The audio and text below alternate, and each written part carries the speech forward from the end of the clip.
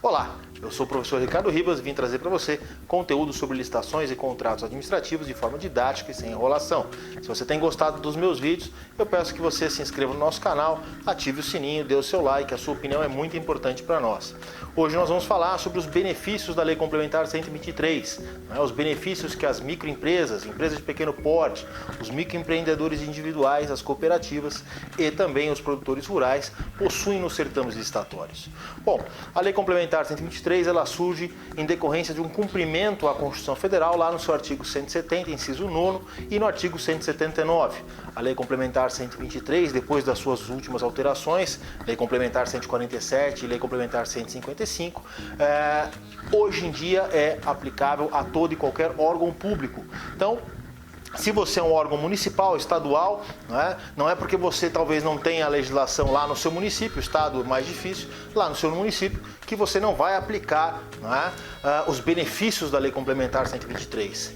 Nós estamos falando especificamente do empate ficto, da regularização fiscal e trabalhista tardia e das licitações diferenciadas. Nós vamos abordar essas características em uma série de vídeos contínuos, vou lançar aí 2 por semana, para que você então fique a par das principais características da Lei Complementar 123. No âmbito federal, é importante dizer que a Lei Complementar 123 está regulada pelo Decreto 8538 lá de 2015. E aí nós vamos falar sobre o nosso empate ficto. Vamos começar a falar sobre o nosso empate ficto. Bom, quais são as características do empate ficto? Numa licitação antes da Lei Complementar 123, se eu tivesse lá 3 competidores, empresa A, R$100, empresa B, R$105, empresa C, R$110, o vencedor, pelo menor preço, teria sido a empresa A R$100. Hoje não mais. Hoje eu tenho a presença do empate ficto, em que eu crio a possibilidade destes players beneficiados. A gente vai falar aí de novo da ME, a microempresa, a empresa de pequeno porte, o microempreendedor individual, o cooperado e também a cooperativa, e também o produtor rural. Esses players, esses concorrentes, quando em concorrência com empresas comuns, e se eventualmente, depois da fase de lances ou depois da fase comercial, numa concorrência, na tomada de preços ou num convite, o lance vencedor, a proposta vencedora for de uma empresa comum, esses concorrentes especiais, esses beneficiados, vamos chamá-los assim, esses beneficiados, podem ofertar um novo preço, podem tentar, num jargão comum, usual, cobrir a proposta vencedora. E como é que isso funciona? Bom, na concorrência, a tomada de preço e no convite, o percentual para verificar se esse beneficiado pode ou não cobrir a proposta vencedora da empresa comum é de 10%. No pregão, seja ele presencial ou eletrônico, o percentual é de 5%. E aí, então, finalizada a fase competitiva, da fase comercial, então finalizada a etapa competitiva comercial, eu vou verificar se a empresa vencedora é uma empresa comum. Por quê? Porque se for uma empresa ME, EPP, MEI, cooperativa ou produtor rural, eu já não vou aplicar o empate ficto. Não há sentido. Se a lei complementar veio para desenvolver esse conjunto de empresas beneficiadas e o vencedor já é uma dessas empresas, não há sentido em trocar uma pela outra. Então, só vou aplicar o empate ficto quando eu tiver o vencedor da fase comercial, uma empresa comum, uma empresa que não seja nenhum desses tipos beneficiados. E aí, então, localizando em ordem crescente de valores as empresas beneficiadas, eu vou questionar uma a uma se elas desejam cobrir o preço vencedor. Então, vamos imaginar, no nosso exemplo, eu tenho lá R$100 e eu tenho algumas MEs, EPPs a 101, 102, 103, é um exemplo, num pregão. Eu vou perguntar em ordem crescente se a primeira, 101, deseja cobrir a proposta comum, a proposta de 100. E o que é cobrir? É fazer um valor diferencial menor. Não é igual, é menor. Mas há uma regra, um limite menor mínimo? Não. Eu não sou obrigado, inclusive, a respeitar a diferença mínima entre lances prevista eventualmente no edital. Eu vou dar qualquer valor menor. E eu posso chegar, como a própria doutrina e a jurisprudência já reconhecem, eu posso chegar à menor expressão econômica do produto ou do serviço. Exemplo, Ricardo, se eu estou comprando um carro, se eu estou licitando um carro, é 1 centavo. Agora, se eu estou licitando a compra de remédios, de combustível, em que eu tenho preço fixado em milésimos de reais, a diferença mínima entre lances vai ser de 1 milésimo de real, 0,001. né? Milésimo de real. E aí a empresa pode eventualmente, a empresa comum, pode eventualmente perder aquele item, perder aquela competição, né? Aquele produto, aquele fornecimento daquele produto ou serviço por 1 centavo, por 1 milésimo de real. Então eu vou perguntar, empresa MEX, você que é a primeira classificada aí depois do lance vencedor ou do preço vencedor da empresa comum, você cobre o preço de 100? Se a empresa disser eu cubro, eu faço 99,99%, ela é a nova vencedora. E detalhe importante, eu não questiono os demais restantes MEs, EPPs, os demais beneficiados, né? Eu não questiono se eles também cobririam. Ou seja, o primeiro que exerce nessa lista crescente de valores retira o direito dos demais. Agora, pode ser que essa ME, ela não queira cobrir, ela não tenha capacidade financeira, eventualmente. Ela diga, não, olha, pregoeiro, ou presidente de comissão de licitação, eu não consigo cobrir o valor de 100.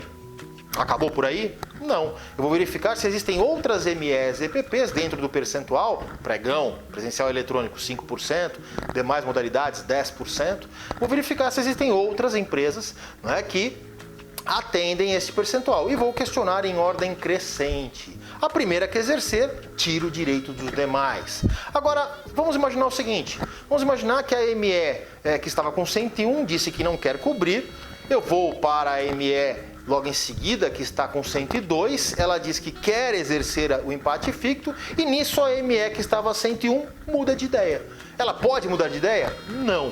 Uma vez questionada, se ela disser não exerço, não quero, ou se passar o prazo, um prazo de 5 minutos, né, previsto na legislação, se passar esse prazo, ela não exercer a possibilidade do empate ficto, ela perde então a possibilidade deste benefício. E aí eu vou para o demais. Né? Se eventualmente eu não chegar em nenhuma ME ou EPP que queira cobrir, eu volto então para o preço comum, os R$100 no nosso exemplo, e teremos então o vencedor empresa comum, ok? É importante a gente dizer que o empate ficto, ele não depende de previsão no edital, ou seja, não é porque o edital trouxe ou não trouxe a previsão que eu vou aplicar ou não.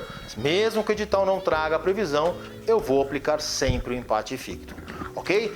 Agora vai aparecer para você na tela o primeiro exemplo, que é de uma empresa A comum a R$1.000, B 1.100 e C 1.200. B e C são beneficiários da Lei Complementar 123. E a pergunta é, se for um pregão, eu vou aplicar o empate ficto? Poxa, lembrando que o nosso percentual no pregão é de 5%, eu não vou aplicar o empate ficto porque tanto B quanto C ultrapassam aí o limite de 5%. Mas e se for uma modalidade de licitação lá da lei de licitações, uma concorrência, tomada de preços de convite, em que o percentual é de 10%? Aí sim, aí eu vou tentar aplicar o empate ficto, né, verificando se existe alguma ME ou EPP presente que queira cobrir. Não é? Quem é que pode exercer, B ou C? Lembra que a gente falou que é em ordem crescente. Então vou perguntar para B, ME, você cobre o 1.000? Né? Você cobre o preço de 1.000? Se ele disser cubra, eu faço R$ 999,99, pronto. A B se torna a vencedora da fase comercial. Contudo, se B disser não, eu não consigo cobrir ou não quero cobrir, ou se ela não estiver presente, né? E aqui abre-se um parente importante.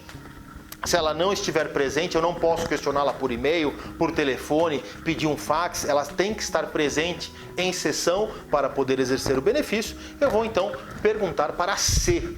Não é? C, você cobre o preço de 1.000? Se ele eventualmente cobrir, fizer 999,99 centavos, é o vencedor. Agora vejam, essa diferença mínima aí, né, essa cobertura, ela tem que ser no mínimo de 1 centavo ou 1 milésimo de real, dependendo do objeto, mas ela pode ser maior. Nada impede que B ou que C, na sua vez, possam lá dar 900, 800 reais. O importante é que ele exerça ou não a possibilidade do empate ficto. Um outro exemplo, uma nova tela. Nós vamos ter lá A, empresa comum a R$1.000, B, ME a 1.040 e C, EPP a 1.050. Se for um pregão, vou aplicar? Sim, está dentro do percentual. E se for uma modalidade da lei de licitação, uma concorrência, tomada de preço e convite, vou aplicar? Também está dentro ali do percentual de 10%. Quem vai exercer primeiro? A regra não muda, continua sendo B. E se ele não quiser, eu vou então perguntar para os demais licitantes. Vejam que a regra é muito simples, é muito fácil aplicar, não depende de previsão no edital. Eu vou colocar para você, ao fim desse vídeo, um mapa de fixação para que você possa ter então todas as características presentes, né, e memorizar para a sua prova, para a sua avaliação ou para a sua atividade profissional. Eu agradeço a sua presença, a sua audiência, né? Volto a pedir para você se inscrever no nosso canal, dar o seu like se você gostou, se esse vídeo for útil, se inscrever no sininho para receber novas comunicações e divulgar. A sua contribuição, a sua participação é muito importante para a gente. Um abraço, até o próximo vídeo.